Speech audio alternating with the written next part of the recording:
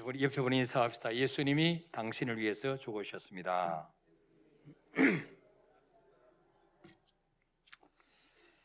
하나님께서 이 세상 만물을 통해서 우리에게 베푸신 사랑은 우리가 육신이 있을 때만 누릴 수 있는 것들입니다.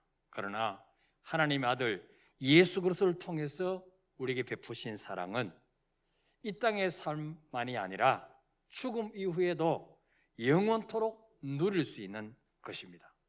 하나님의 사랑은 마치 햇빛과 같아서 태양을 향해서 비켜라 할지라도 언제나 그 자리에 있고, 빛을 향해서 멈추어라고 해도 그 빛은 그대로 비치듯이 하나님의 사랑은 그 누구도 막을 길이 없습니다. 하나님은 만물을 지으실 때에 제일 마지막에 사람을 만드시고 첫째 날부터 여섯째 날까지 지으신 모든 것을 우리 인간에게 주셨습니다.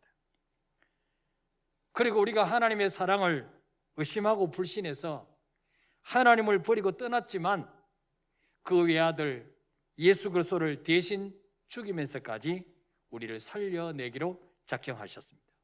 이것이 바로 하나님의 측량할 수 없는 사랑이죠.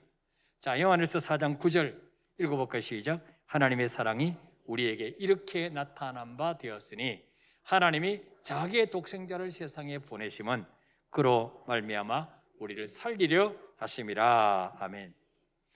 하나님이 우리를 사랑하신다는 것을 어떻게 알 수 있냐? 뭘로 알 수 있느냐?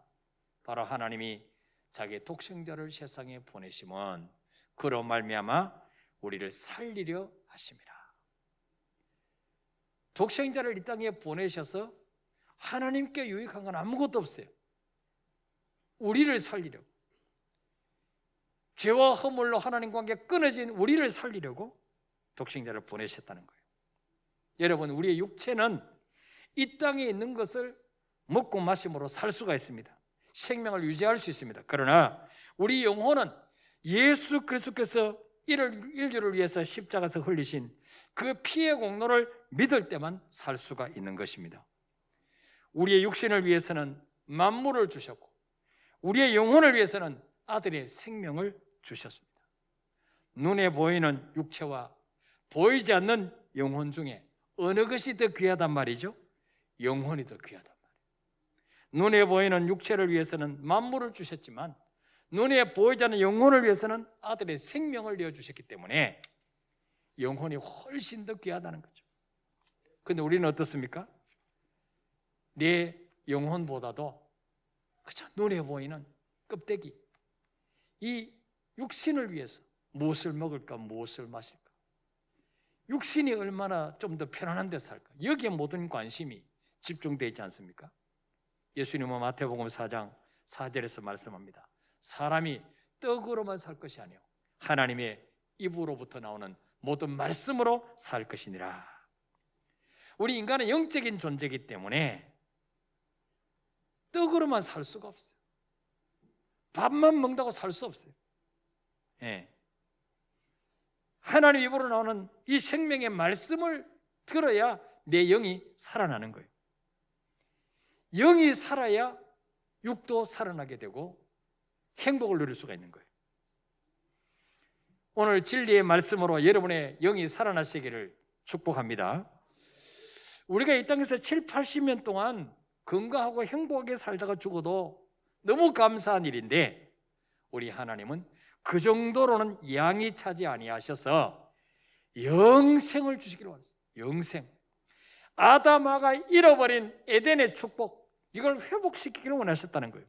그래서 아들을 이 땅에 보내주신 것입니다. 요한복음 3장 16절 읽어볼까요? 시작. 하나님의 세상을 이처럼 사랑하사 독생자를 주셨으니 이는 그를 믿는 자마다 멸망하지 않고 영생을 얻게 하려 하심이라. 아멘.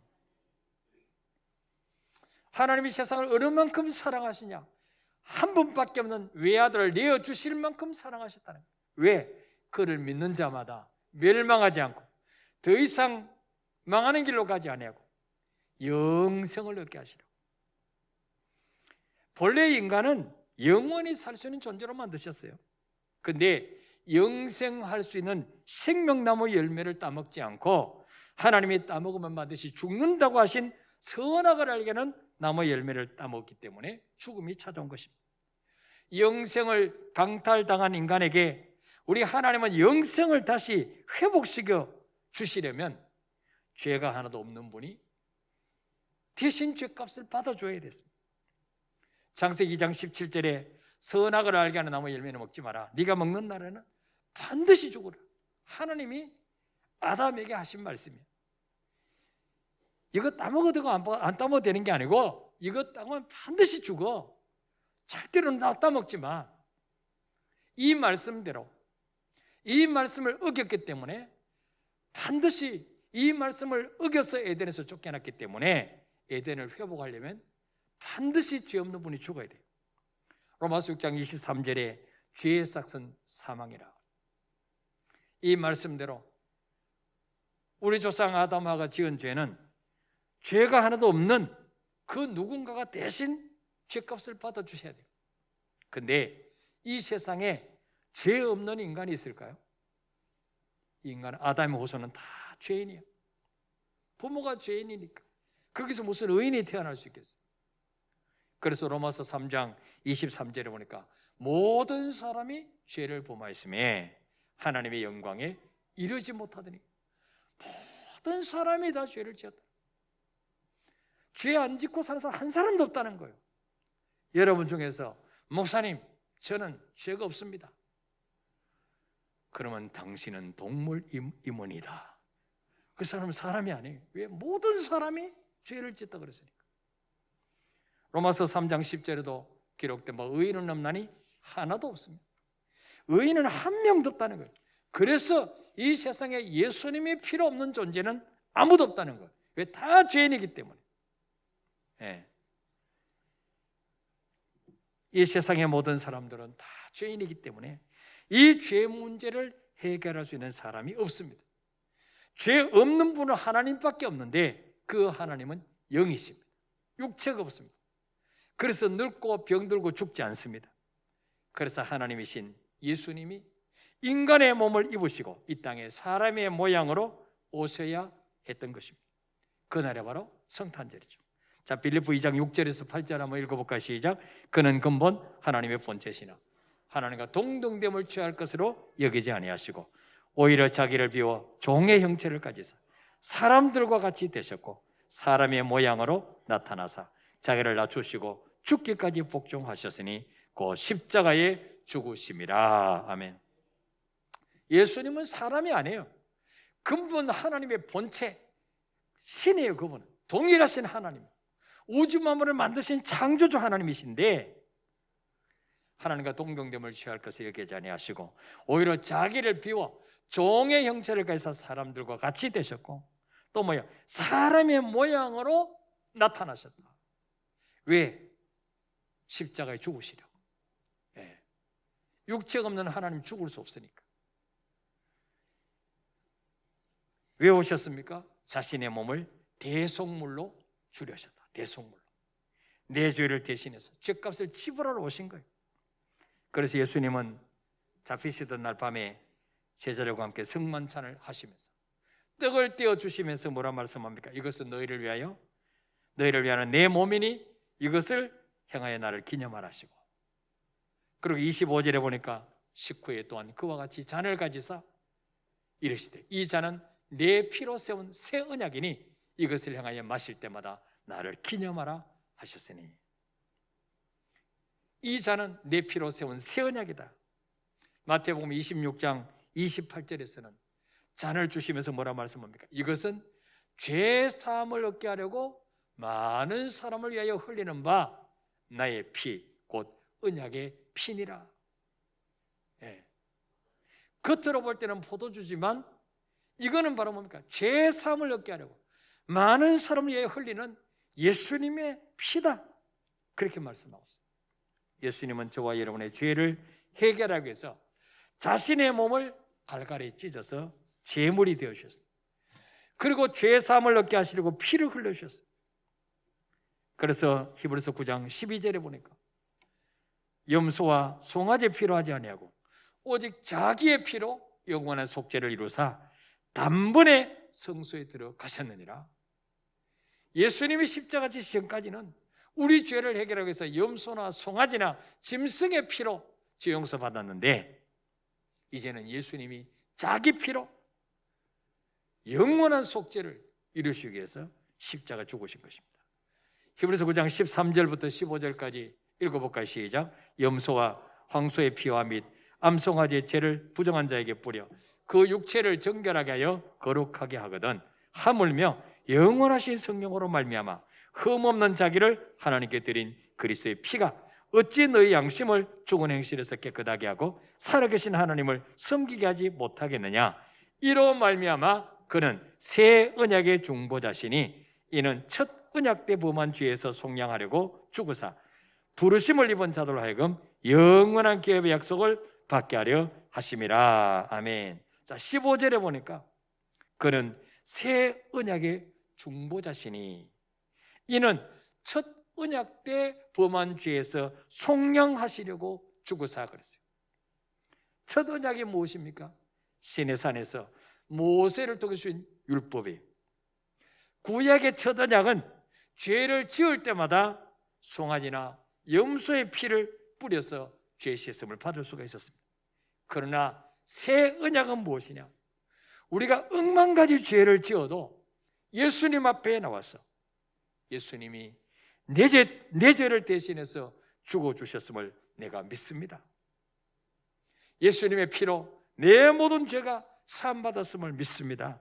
이 고백하는 순간에 우리 모든 죄가 다 씻음받게 되는, 그래서 하나님 만나는 길이 열리는, 죄인이 의인으로 바뀌는, 이것이 바로 하나님이 주신 새 언약인 줄 믿으시길 바랍니다. 그래서 우리는 날마다 주님의 보혈을 찬송하는 것입니다. 주의 보혈 능력이 또다 주의 피 믿으오 주의 보혈 그 어린 양의 매우 귀중한 피로다. 어떤 죄도 예수님의 피로 다 덮어지는 거예요. 다 씻어지는 거예요. 어떤 질병도 예수님의 보혈을 의지할 때 치료되는 거예요.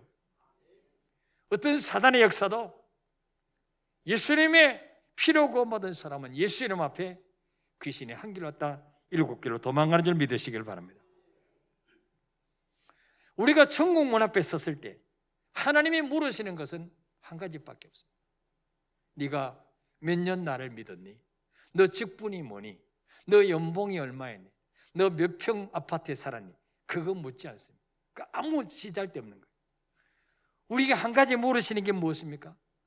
내 아들 예수가 네 죄를 대신해서 죽어주라고 내가 보냈는데 네가 그 예수를 믿었느냐? 네 속에 네 죄를 대신해서 죽었다 다시 사신 네 아들 예수가 있는가?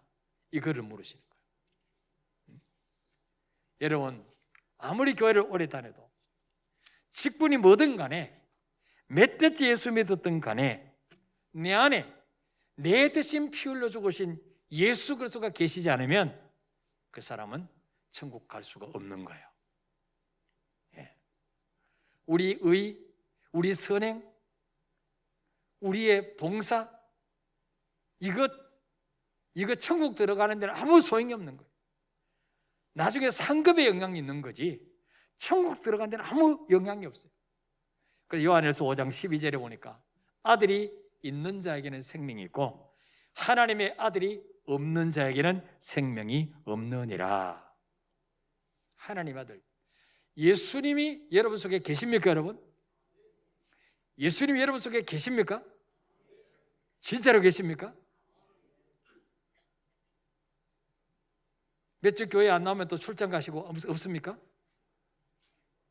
내 안에 오신 예수님은 영원히 나와 함께 하십니다. 죽을 때까지 함께 하십니다.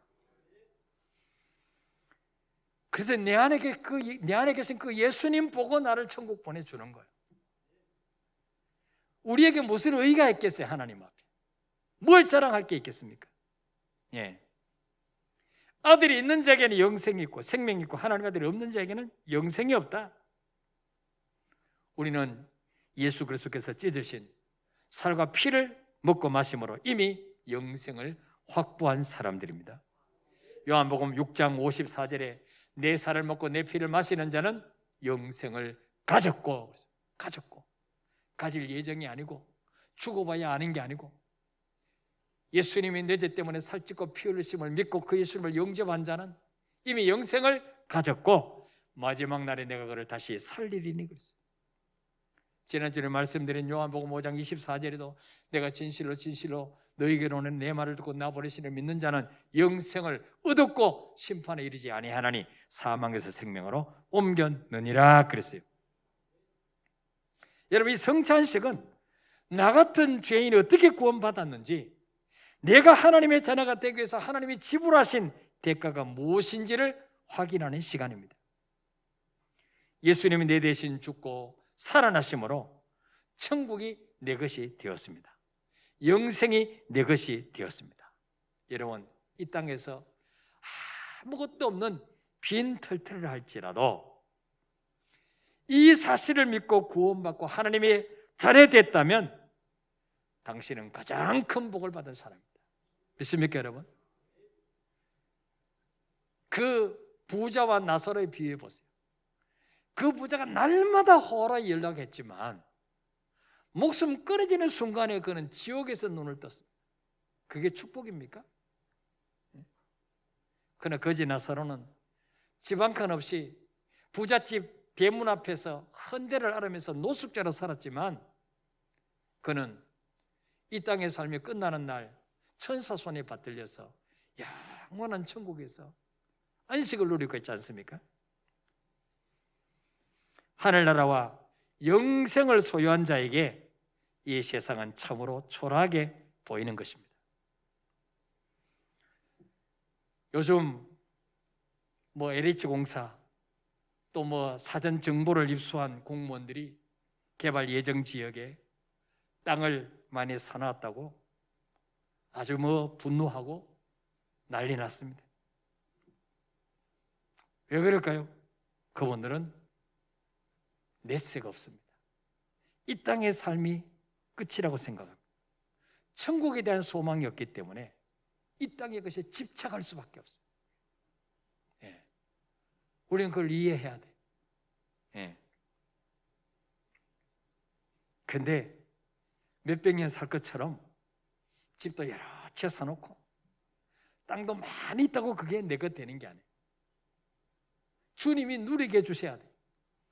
누가복음 12장 20절에 보니까 한 부자가 농사를 져 소출이 너무 많았어. 이걸 저장할 데 없어서 멀쩡한 창고를 헐고 정축해서 거의 가득가득 쌓아놨어. 그리고 자신을 향해서 말합니다. 내 영혼아, 여러 해 쓸 물건을 많이 쌓아뒀으니 이제는 걱정하지 말고 마음껏 먹고 마시고 즐기자. 이 모습을 보신 하나님이 말씀합니다. 이 어리석은 자여, 오늘 밤에 내 영혼을 도로 찾으리니 그러면 네가 준비한 것이 누구 것이 되겠느냐? 내 이름으로 등기됐다고 내 것이 아니에요. 우리 인생은 내일을 알 수 없어요. 하루하루 사는 거예요. 그러므로 여러분, 땅이 없다고 너무 낙심하지 마시길 바랍니다.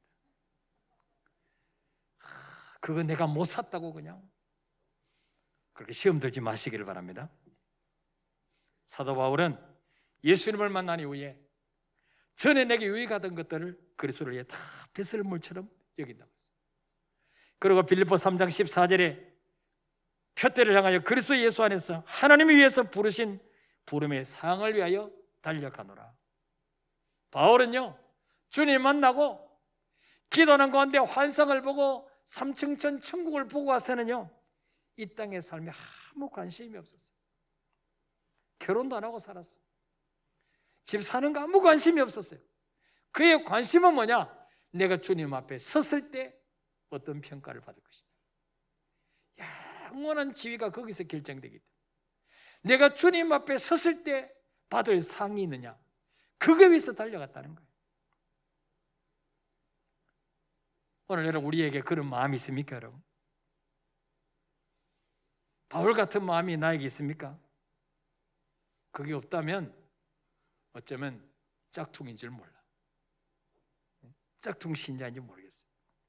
예수님의 제자들은 주님께 받은 은혜가 너무 감사해서 죽음을 무릅쓰고 복음 전하다가 다 순교당했어요. 그런데 그들은 죽을 때 억울하다고 소리 지르지 않았어요. 주님, 내 생명 받아주시니 감사합니다. 스데반처럼 얼굴이 천사처럼 빛나서 순교했습니다. 디모데전서 6장 7절 8절 읽어보세요. 시작. 우리가 세상에 아무것도 가지고 온 것이 없으며 또한 아무것도 가지고 가지 못하리니 우리가 먹을 것과 입을 것이 있는 줄 족한 줄로 할 것이니라. 아멘. 우리는 아무것도 가져온 게 없어요. 또 아무것도 가져가지 못해요. 그렇기 때문에 오늘 먹을 거 있습니까? 오늘 입을 것 있습니까?